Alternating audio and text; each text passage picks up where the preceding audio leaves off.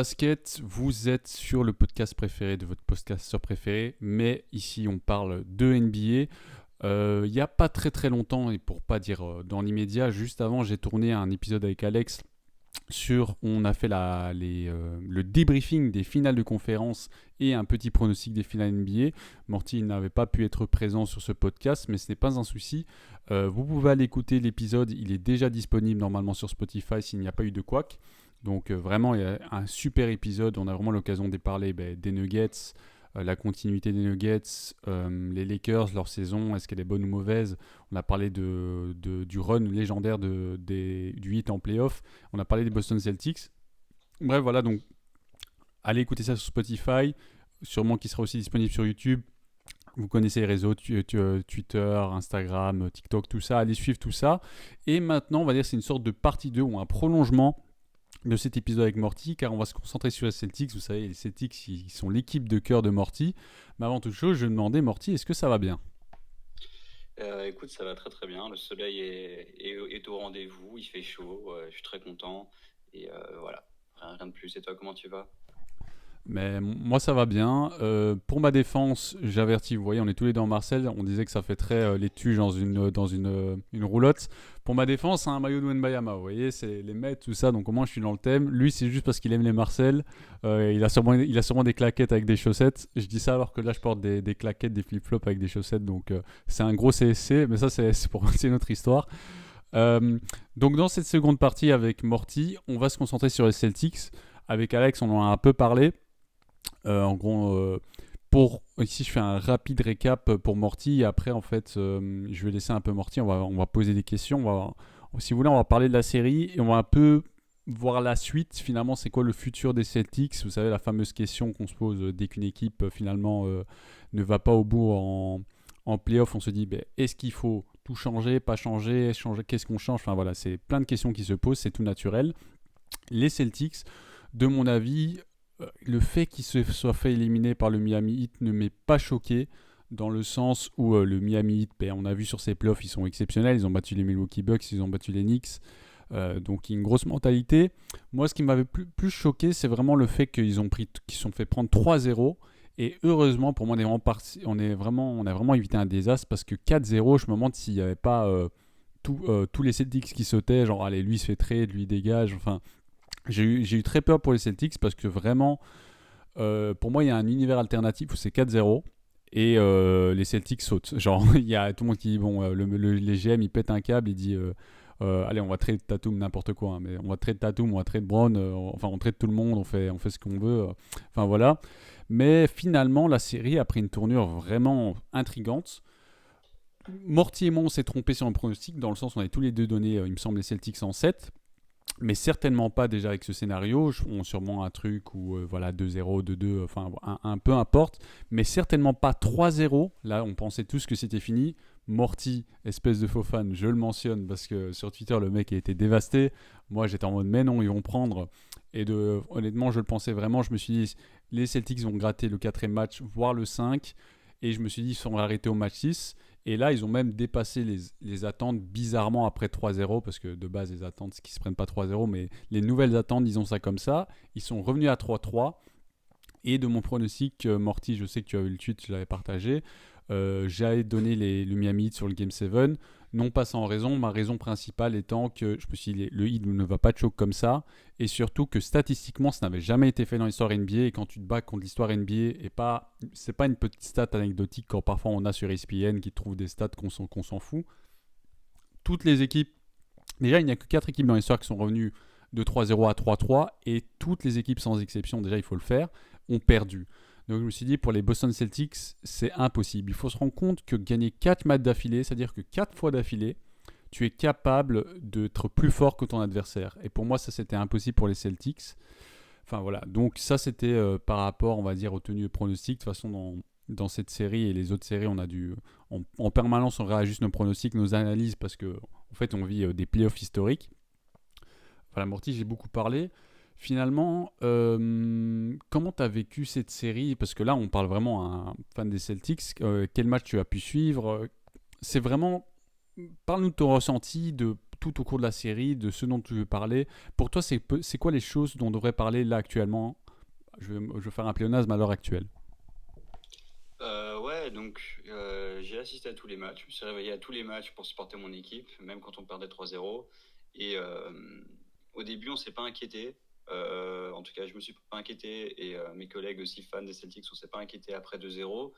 Euh, on s'est dit, bon, bah, ok, à domicile, ils sont pas bons, ils vont en prendre un au hit, et il y a moyen, ils en prennent un deuxième, etc. Mais c'est effectivement, en fait, le 3-0, ça a été vraiment été la sentence où on s'est dit, mais en fait, c'est impossible.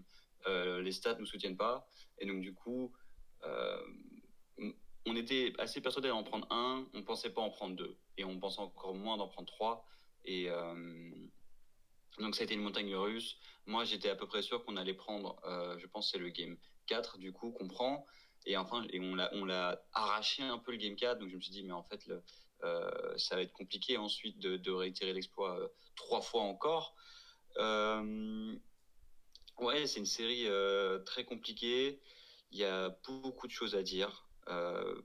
Personnellement, je sais même pas je sais même pas où commencer parce que je pourrais commencer par le coach puis les joueurs, mais en fait, c'est pas totalement correct. Mais effectivement, c'est une série auquel moi je nous voyais devant en 7. Je voyais une série dure, je voyais des match-ups assez compliqués. J'avais annoncé que Joe Mazzulla allait se faire manger par la zone de Spoelstra. Ça a été le cas toute la série.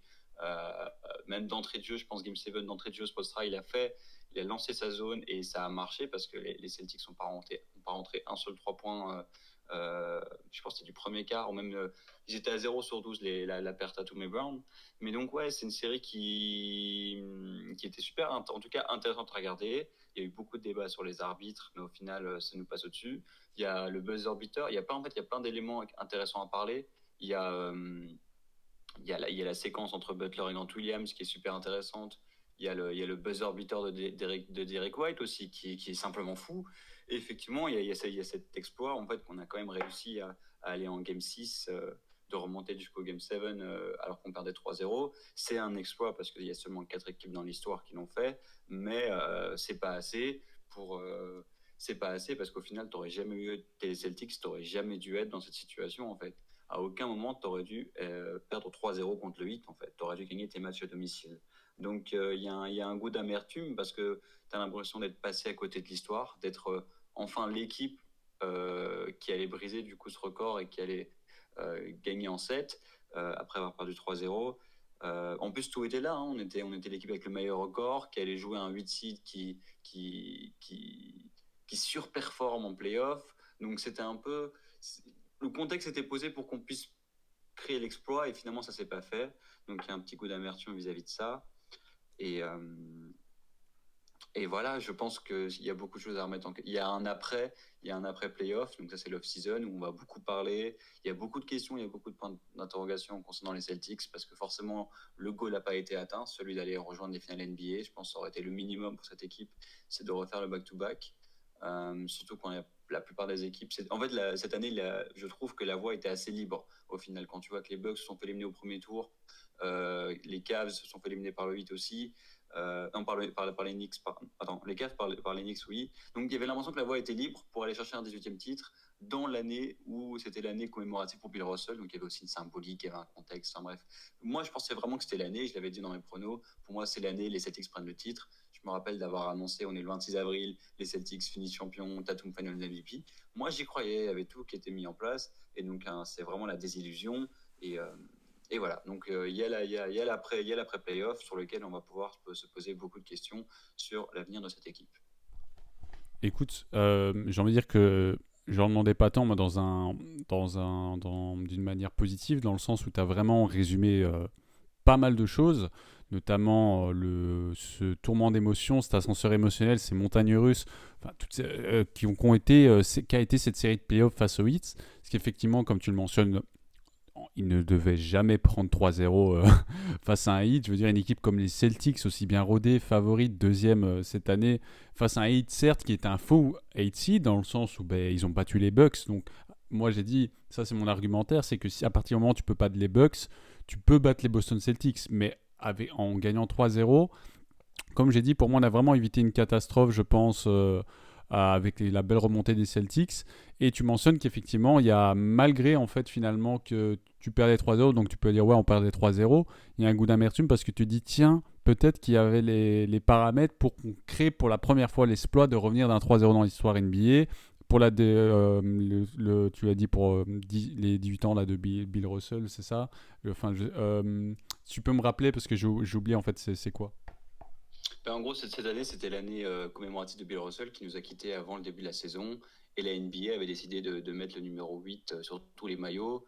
Donc, il y avait un peu cette année. Ils font pas ça l'année prochaine, je pense. Ce sera juste uniquement pour cette année. Donc, il y avait un peu ce truc de si les Celtics prennent l'année où. En plus, Bill Russell avait annoncé peu avant de mourir que la 18e bannière se passerait durant la saison 2022-2023. Donc, il y avait une promesse. De la part de Bill Russell qu'il fallait respecter et on l'a pas fait, donc on n'a pas fait le job, quoi. Donc c'est dommage, vraiment c'est dommage.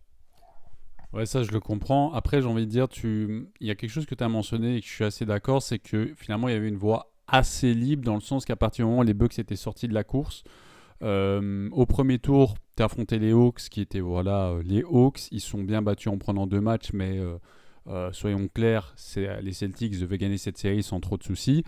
Après, ils ont joué les Knicks, ils ont fait une bonne série, ils sont fait donc les Knicks. Et là, en finale, attention, en finale de conférence, c'était donc le Miami Heat.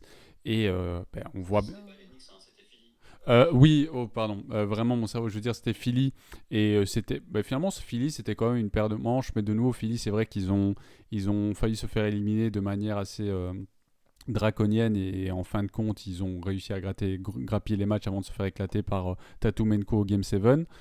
Et finalement, en fait, avec toutes ces attentes, comme tu as dit, Bill Russell, toutes ces questions, Tatum qui avait mis 53 points sur le Game 7 face à Philly, on se dit, mais waouh, ces Celtics, ils vont le faire, ils ont la continuité, parce qu'ils ont la continuité, c'est un groupe qui évolue depuis quelques années ensemble. Cette année, ils sont deuxième de conférence, donc je veux dire, à part les Bucks, il n'y a personne qui fait mieux qu'eux. Donc à ce moment-là, tu te dis, le hit, ça va être une autre paire de manches, ça va être pas facile, ça ne va pas être facile, mais ils vont le faire. Mais ils ne l'ont pas fait. Mais vraiment, c'est pas tant qu'ils ne l'ont pas fait, parce que si, admettons, ils avaient perdu face au Heat dans un scénario, on va dire, classique, 1-1, 2-2, enfin ouais, ce qu'on voit généralement dans une série de playoffs, je n'aurais pas tant voulu aux Celtics, mais le fait qu'ils sont pris 3-0, déjà, ça nous a tous choqués. Mais le 4-0 aurait été un choc. Je pense que vraiment, honnêtement, je sais que généralement les GM dans l'émotion et tout, c'est difficile de garder en anglais, il dit composition, enfin son sang-froid tout simplement, et qu'ils auraient peut-être fait des moves qu'ils n'auraient pas dû faire dans la précipitation en disant on n'a pas ce qu'il faut pour aller en finale, et ils auraient, je sais pas moi, trade Brown pour essayer d'avoir une autre star. J'ai vu des gens dire aller chercher Lillard, enfin des choses comme ça. Mais finalement, ils ont réussi à accrocher 1, 2, 3 matchs et aller jusqu'au Game 7, ce qui est un exploit. Et évidemment, comme tu as dit, à ce moment-là, vu que les Celtics, c'était pas un 8e seed, c'était le 2e seed et toutes les autres circonstances dont tu as parlé, finalement, malgré l'exploit dans le désespoir ou dans l'inexploit, je ne sais même pas comment le formuler, ça ne suffit pas. Après, moi, j'ai pas envie d'être trop dur avec ces Celtics, c'est un groupe qui est assez jeune. Tatum s'est blessé dans le Game 7 et en plus, ce que j'ai adoré, j'en avais parlé avec Alex, c'est que j'ai aimé beaucoup ça. Après, c'est qu'une interview, ce ne sont que des mots, mais par rapport à un Joel Embiid qui est en sortie de conférence, c'est un peu, ouais, il nous manque ça, ta. Lui, on l'a parlé de sa blessure, il a dit, je veux même pas en entendre parler, il a dit, il fallait qu'on gagne avant, etc. Je veux pas qu'on prenne ça comme excuse. Et ça, j'ai aimé parce qu'il a pris le blâme pour lui. Il faut le faire. On va dire, limite, certains des mauvais gens pourraient dire qu'il n'avait que ça à dire de toute manière, mais peut-être, mais il fallait le dire. Et il a tenu, il a un rôle de leader, il a été leader depuis le début des playoffs. De toute façon, s'ils sont dans ce tour-là, c'est un peu beaucoup grâce à lui. Le Game 7, 53 points, donc je ne vais pas dire qu'il a gagné tout seul, mais il était bien présent, du moins il a été là pour son équipe. Et je l'ai précisé, on en avait parlé de toute façon dans les autres podcasts, que s'il n'était pas là offensivement, défensivement, je l'ai vu. Moi, il y a plein de matchs, je l'ai vu. En fait, si je l'ai parfois préféré défensivement, alors que c'est pas un joueur qu'on pense défensif, mais dans ses interceptions, dans comment il gêne l'adversaire, donc j'ai adoré. Et finalement, oui, c'est un peu un sentiment bizarre. Donc finalement, on pourra, je pense, tergiverser pendant des heures et des heures sur les Celtics sur cette série. C'est une série que, on s'entend, les Celtics ne devaient jamais être menés 3-0. Heureusement, ils ont fait 3-3. Il y a une amertume parce qu'évidemment, vous vouliez devenir, et beaucoup de gens voulaient voir cette story de la première équipe qui réussit à remonter d'un 3-0. Ça ne s'est pas fait. Voilà, maintenant le passé au passé, j'ai envie de dire. Et il faut attaquer la suite petit à petit. Voilà, il y a les finales NBA, on en a parlé, on en a parlé avec Alex, etc. Et on les couvrira ensemble. Pardon. Mais maintenant, pour les Celtics, il faut penser à la suite. J'ai vu les infos que Jaylen Brown va probablement prolonger au Supermax. Il y a une confiance totale, je pense, du côté des Celtics, malgré que Jaylen Brown, sur certains matchs, c'était pas trop ça. Parfois, il est là, parfois, il n'est pas là. Après, voilà, on sait que Tatum, Brown, il y a toujours je pense que ça fait un moment et que ça s'est vu qu'ils ont parfois des problèmes d'inconsistance. Tatum est de plus en plus régulier. Brown aussi, je pense, mais ils sont encore jeunes, donc j'ai envie de leur trouver des excuses, mais en même temps, comme c'est des superstars, t'as pas envie de leur trouver des excuses. Enfin, c'est toujours un côté un peu Jekyll and Hyde. Des fois, t'as envie de les condamner, des fois pas. Mais les Celtics, en tout cas, je pense pas avoir les Celtics avoir assuré, mais Tatum a dit Brown est un des meilleurs joueurs de la ligue, je veux qu'il re-signe. Et ça, c'est fort parce que c'est Tatum, c'est le numéro 1 des Celtics, c'est lui le patron. Et donc, à partir de ce moment-là, s'il dit Brown, c'est un des meilleurs joueurs de la ligue, je veux qu'il re-signe, nul doute qu'il re-signera avec les Celtics. Morty, déjà, bon, vu que j'en parle, est-ce que pour toi, signer Brown au Supermax, c'est le premier move à faire pour les Celtics cet été ou dans l'immédiat? La question Brand, c'est la question l'une des deux questions les plus importantes à poser. Je pense toutefois que c'est pas la plus importante. La plus importante, c'est le coaching. Le coaching. Attends, je me permets, si tu veux, on peut l'aborder juste après. Alors, vu que je t'ai posé la question, on revient sur Brown et après, tu peux attaquer le coaching. Ok, ça marche. Mais donc, ouais, donc Brand, c'est une question importante en termes de roster qui va devoir être pris. Ça, c'est totalement sûr. De mon avis personnel, je pense qu'effectivement, il faut signer Brand. La question, elle s'émane plus de lui. Tu as parlé des déclarations de presse de Tatum en fin de Game 7. La déclaration de presse de Brand en Game 7, c'était je suis ravi d'avoir joué avec cette équipe. Donc, il y a un gros point d'interrogation sur est-ce que Brand veut continuer à jouer à Boston ou pas. Je pense que les Celtics sont prêts. Il y a d'autres analystes qui ont dit qu'ils sont prêts à lui offrir un contrat. Effectivement, le problème avec le contrat max, si on va rentrer vraiment dans les détails techniques du salary cap en NBA, c'est que si Brand prend le supermax à Boston, ça limite énormément l'ajustement financier, ça limite énormément de liberté financière au front office pour aller chercher d'autres joueurs au final. Donc la question c'est si tu fais signer Brand au max, ça veut dire que tu n'as confiance qu'en eux deux pour porter l'équipe au titre et que tu n'as pas besoin d'un troisième joueur qui serait peut-être All-Star ou peut-être B+, enfin bref, un starter, un assez bon joueur. Tu te prives un peu de ça. C'est un peu la question à poser, c'est est-ce que tu préfères signer Brown et croire que Tatum et Brown, à eux seuls, pratiquement, peuvent t'emmener chercher un titre, ou est-ce que tu penses que tu t'en sors mieux en allant trader Brown pour deux joueurs qui sont peut-être pas aussi bons que Brown, mais qui coûteront moins cher et qui peuvent apporter une production offensive aux Celtics? C'est vrai que ça va être une question. Moi, je comprends. Tatum, il a affirmé. Tatum Brown, de toute façon, il s'est montré dans les stats cette saison, et je pense que voilà, j'ai pas les stats devant les yeux. En termes de duo, ils ont peut-être pas des stats all-time, mais en tout cas des stats impressionnantes dans l'histoire NBA pour un duo. Je sais que tous les deux ils tournent à 25 points en saison régulière et en playoff, ça doit pas être loin.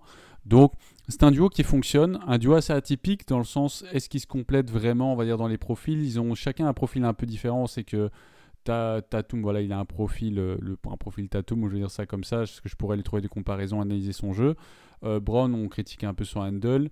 Moi, Brown, généralement, je trouve, oui, je sais, c'est toujours une blague récurrente.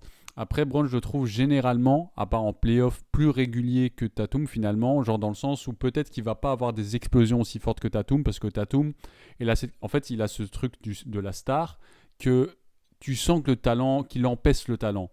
Tu sens que son plafond peut être très très haut, et d'ailleurs il a montré par exemple le Game 7 53 points et d'autres prestations. Quand Tatum explose, il explose. Après, j'estime que Tatum peut avoir des chutes par moment, pas durant ses playoffs, parce qu'on va dire ses chutes finalement, comme il y avait de la bonne défense, etc., on les excuse, il était bien présent, leadership, etc. Moi, je parle de saison régulière en général. Brown, j'estime que c'est un joueur qui, tu sais ce qu'il va te donner plus que Tatum, tu sais ce qu'il va te donner. Tatum, ça va être plus des éclats qui vont être incroyables et qui fait que tu n'as nul doute sur le fait que ce soit ton franchise. Mais Brown, c'est un joueur qui est assez régulier et qui généralement faut toujours sa même production. Dans ses playoffs, Et notamment dans cette série, il a eu des petites descentes. Ça n'a pas été le seul. Mais c'est un duo qui fonctionne. Ben, ils ont déjà été en finale NBA l'an passé. Et cette année, ben, c'était à presque les finales NBA.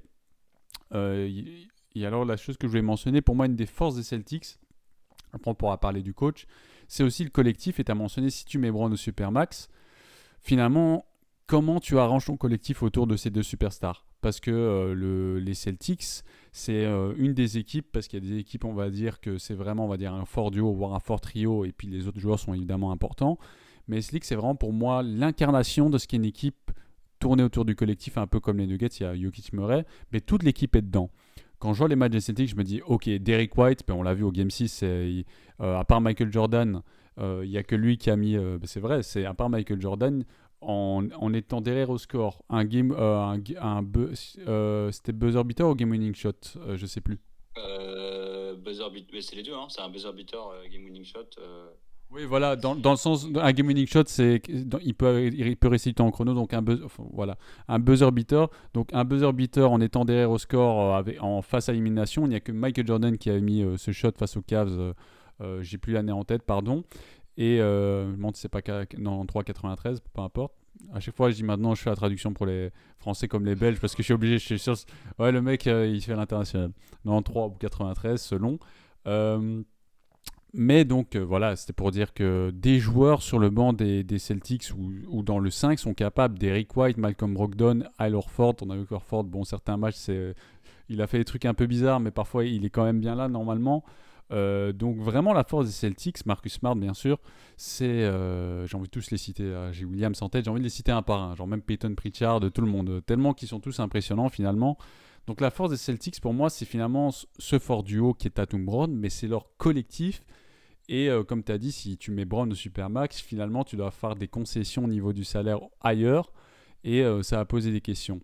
Mais avant de revenir peut-être sur ces questions du collectif, tu as mentionné autre chose et je vais te laisser la parole, c'est le coach. On sait que les Celtics, ils avaient Ime Udoka, qui était un coach rookie l'an passé, qui les a emmenés en finale NBA, un très très bon coach. Ils ont commencé cette année et puis il y a de l'extra sportif, voilà, on va pas revenir dessus, mais des choses un peu étranges pour Ime Udoka qui a fait qu'il a été limogé. C'est Joe Mazzulla qui a repris le flambeau. Il a fait une bonne saison avec les Celtics, ils ont fini deuxième de conférence, donc ça montre quand même que le mec est compétent, mais il y a des critiques vis-à-vis quand même du système de jeu qu'on estime limité, peut-être pas assez d'ajustements, pas face à des coachs plus expérimentés comme Eric Spoelstra notamment, qui ont posé question. Et finalement, est-ce que c'est le coach que les Celtics doivent garder à long terme? Pour toi, tu l'as mentionné, donc je te reprends, c'est pour toi la question la plus importante. Alors je laisse la parole. Est-ce que tu garderais Joe Mazzulla à cette intersaison NBA?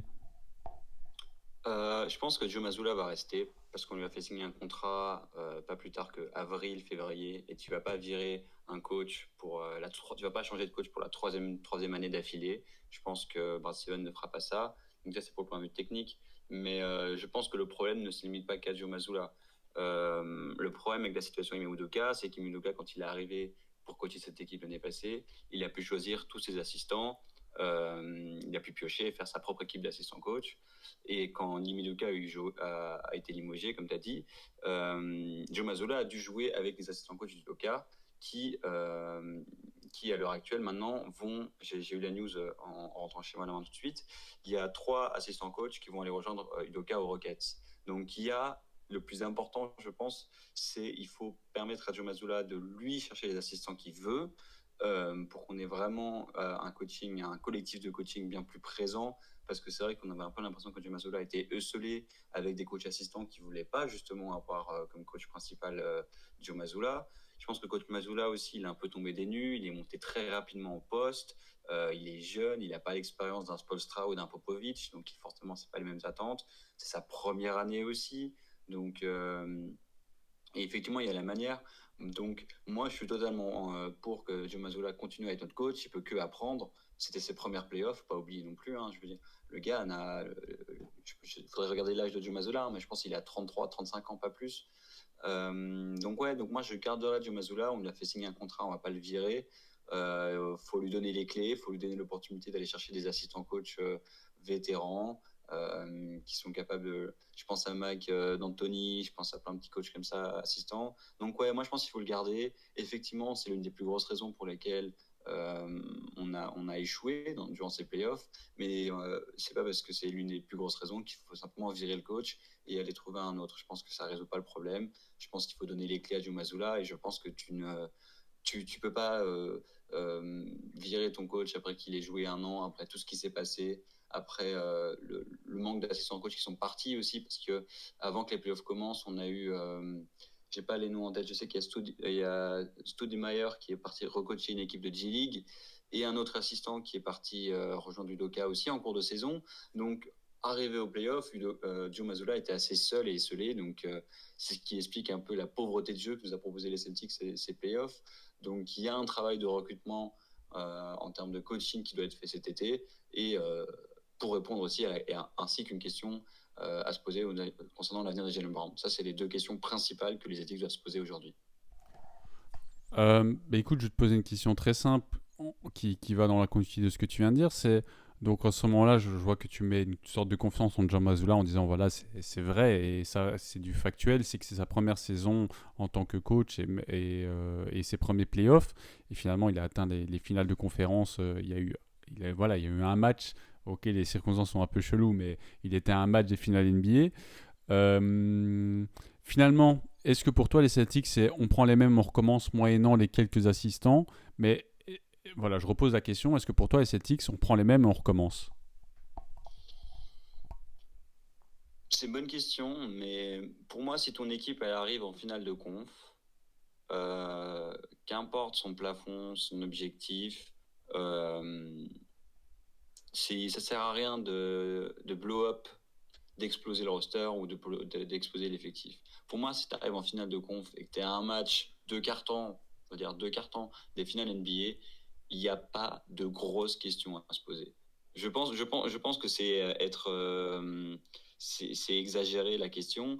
Il y a des équipes qui doivent se remettre en question parce qu'elles n'ont pas atteint le minimum syndical, les Bucks, les Phillies, il y a des grosses questions à se poser. Pour moi, dans ce cas-ci, le duo Tatum et Brown, tu l'as dit, il est jeune. Pour moi, il est complémentaire. Ça te bat des records en termes de duo scoring. Ça gagne des matchs. Pour moi, le duo, il est complémentaire. C'est jeune. Le coach est jeune. Pour moi, il n'y a aucune raison de basculer, de procéder à un changement drastique. Pour moi, on prend les mêmes et on recommence. Ça peut que marcher l'année prochaine. Je suis assez d'accord. Comme tu as dit, je pense que ce serait un peu hâtif et prématuré de se dire on se fait tout sauter. Les Celtics, ils ont atteint, c'est un groupe jeune, comme tu l'as mentionné. C'est ce qui est vraiment bien. L'an passé, c'est finale NBA. Et voilà, ils ont perdu face à des Warriors qui étaient incroyables. Donc, c'était difficile de les battre, ces Warriors-là. Ils ont été en finale NBA avec un jeune roster. Cette année, c'est finale de conférence à un match des finales NBA. Après aussi, je me dis... je sais pas si c'est mieux. Finalement, c'est une sorte de réalité check en se disant de toute façon, être champion NBA, c'est très compliqué. Enfin, voilà, on le sait, à chaque fois, il n'y a qu'un vainqueur. Pour moi, s'ils avaient été en finale NBA, je sais pas, parce que moi, j'aurais pronostiqué les Denver Nuggets champions. Je sais que tu aurais eu les Boston Celtics. Et surtout maintenant que j'ai vu les Denver Nuggets face aux Lakers, je me dis waouh, cette équipe est vraiment très très forte et c'est l'équipe que je vois gagner le championnat NBA. Donc je me dis finalement les Celtics, même admettons ils auraient gagné, enfin ça aurait été incroyable en fait qu'ils gagnent 4 matchs d'affilée après un 3-0 ou qu'ils auraient gagné de manière plus conventionnelle. Est-ce qu'en finale NBA ils auraient pu gagner? Je n'en ai pas forcément le sentiment. Face à ces Nuggets, ils auraient probablement gagné des matchs. Donc finalement je ne sais pas si ça aurait changé grand chose à la saison. Et je ne sais pas si finalement c'est un mal pour un bien qui s'est perdu en finale de conférence pour éviter de retourner une seconde fois en finale. Parce que je pense que mentalement, perdre 2 fois en finale NBA d'affilée, je trouve ça plus hardcore. Dans le sens où tu es vraiment aux portes des portes. Et peut-être je me trompe, mais j'ai le sentiment que si les Celtics avaient réussi l'exploit ou le non-exploit d'aller en finale NBA, ils seraient heurtés à des Denver Nuggets peut-être trop forts. Et que ça aurait fait 2 finales perdues d'affilée et que pour eux ça aurait été fort compliqué parce que quand tu es aussi loin, tandis que là en fait le fait d'avoir perdu en finale de conférence ça met un peu d'humilité dans le groupe, je trouve, d'avoir perdu à ce stade-là, de se dire ok les gars, on a quand même, surtout aussi la manière, finalement en fait les circonstances, peut-être que je vais trop loin, vu qu'ils perdaient 3-0 et qu'ils sont montés à 3-3, ça a montré qu'ils ont quelque chose en eux qui existe, qui est là. Ils ont été en finale NBA l'an passé. Ils ont un groupe qui est jeune. Ils perdaient 3-0. Ils ont montré aussi dans les séries juste avant qu'ils sont capables, qu'ils sont forts. Donc finalement, je pense que cet événement va les souder plus que n'importe quel autre événement. D'avoir monté, ok les gars, on perdait 3-0. Ensemble, on a été jusqu'au Game 7. On reste jeune. Notre coach, c'est un rookie.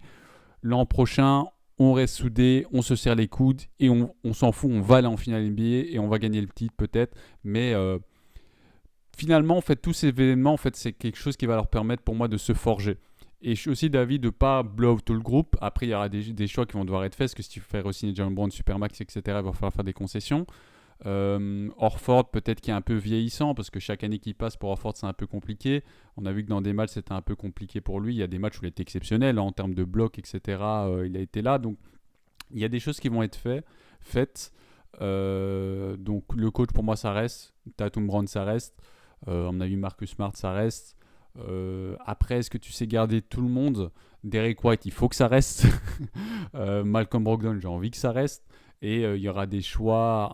Je ne sais pas si c'est possible pour eux de garder et Derek White et Malcolm Brogdon, par exemple. Je me dis que c'est ça en fait dont j'ai un peu peur. Je me dis pour moi, le groupe sera plus fort l'an prochain, on va dire individuellement. Genre chaque joueur qui est présent actuellement l'an prochain aura une meilleure mentalité, disons, aura peut-être refait ses dents, etc. Sera plus présent.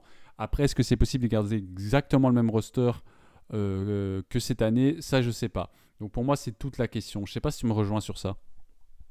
Non, je suis d'accord. Tu avais parlé de Denver, donc je vais juste faire revenir là-dessus. Denver, c'est une équipe qui a connu beaucoup d'échecs en playoff et qui a gardé le même roster jusqu'à enfin pouvoir atteindre les finales NBA. Donc je pense qu'il y a une certaine continuité à garder dans ton équipe. Et donc pour revenir aux Celtics, ouais, ça va être une bonne question. Je pense que cette année, dans les aspects techniques, il n'y a que Grant Williams qui va être un agent libre ou un agent semi-libre avec Jalen Brown. Donc il y a une grande question à se poser de quel joueur on peut garder.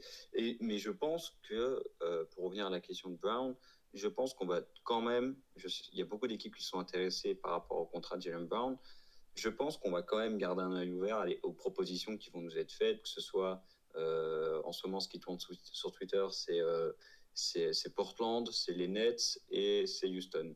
Houston n'a pas grand-chose à proposer, mais Portland et Nets ont des assets à proposer aux Celtics en échange de Jalen Brown. Donc il y a un regard à se poser là-dessus. Mais a priori, l'effectif il peut encore vivre une année supplémentaire. Enfin, la majorité de l'effectif peut tout à fait encore vivre une année supplémentaire aux Celtics. Je te rejoins assez sur ça. Après, la question de trade Jalen Brown, etc. Pour moi, vu que Tatum s'est affirmé, sinon on aurait pu lui poser la question, il aurait dit pour moi c'est un joueur important. Il a vraiment affirmé, il faut absolument. Et le fait qu'il ait dit avec tant d'assurance et même avec une sorte d'obligation, en mode il faut qu'on signe ce mec. Pour moi, jamais les Celtics ne le re-signeront pas. Je veux dire, c'est à partir du moment où ton franchise player dit je veux ce mec, t'es obligé de dire oui. Donc voilà, donc pour moi, Brown sera tout simplement un joueur et j'ai aucun doute. Même, je pense même pas, par exemple, moi, tu sais, tu parlais Blazers. Enfin, Blazers, pour moi, tu vas chercher quoi, un Lillard avec un contrat encore plus gros. Pour moi, il n'y a rien à chercher là-bas. Et même si admettons Nets qui ont des assets peut-être plus intéressantes et à moindre coût, finalement, est-ce que ça vaut vraiment la peine alors que tu as déjà un effectif qui tourne et qui sait jouer ensemble? Pour moi, le jeu n'en vaut pas la chandelle, comme on dit.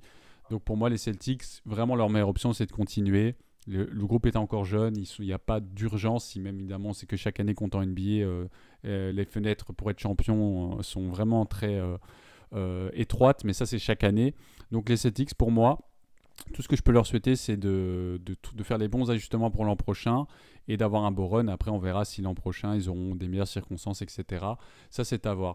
Alors, Morty, moi, de mon côté, honnêtement, je dois y aller. Mais après, je pense qu'on a traité les questions principales sur les Celtics. Je ne sais pas si tu veux ajouter une dernière chose.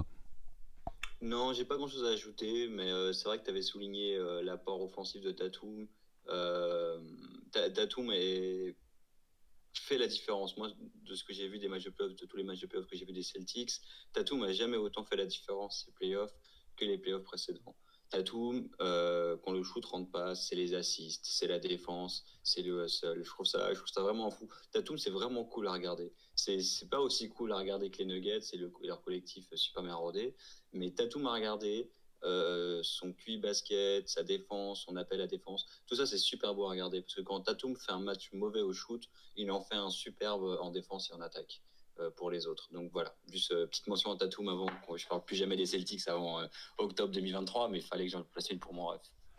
Je te rejoins totalement sur ça. Tout à fait, moi, Tatum, dans ses playoffs, il m'a convaincu à 100%. Je me suis dit, Tatum, là, j'ai eu un élément, je me suis dit, ce mec est capable d'aller chercher une bague. Sur ses playoffs, en tout cas, il m'a donné l'impression, je me suis dit, ce mec est capable. Après, il n'y a pas que la capacité qui fait que tu peux avoir un titre, mais pour moi, dans ses playoffs, je me suis vraiment dit, ce mec a le truc. Ce mec a le truc. Est-ce qu'il va réussir à avoir le titre? Ça, je ne sais pas. Qui verra, comme on dit. Et si vous êtes fan des Celtics, ne vous inquiétez point, soyez fiers de vos équipes des Celtics qui s'est vaillamment battue. Malgré que voilà, ils auraient peut-être dû gagner face à ce hit, ils sont bien battus pour remonter et offrir pas une élimination en 4-0 ou même en un diplomatique 4-1. Vraiment, ils sont bien battus. Donc, félicitations aux Celtics malgré qu'ils ne sont pas qualifiés pour les finales NBA. Et nous verrons bien quel sera le sort des Celtics l'an prochain et les différents ajustements qu'ils font. Morty, merci. Avec grand plaisir, c'était super. Voilà, ça fait toujours plaisir. On essaiera peut-être plus tard dans l'an prochain et cette saison encore de faire des épisodes un peu dédiés, pas toujours juste parler de l'actu, on va dire en mode le débrief, des trucs un peu généraux, mais peut-être un peu plus ciblés en fonction des disponibilités. On prépare pas mal de choses. Comme d'habitude, le podcast est disponible sur Spotify, normalement c'est là que vous l'écouterez, sur YouTube, voilà, etc. Suivez-nous sur les réseaux, Twitter, Instagram, TikTok, vous connaissez la chanson. Et moi je vous dis à très bientôt. À très bientôt, Morty. À très bientôt. Au revoir.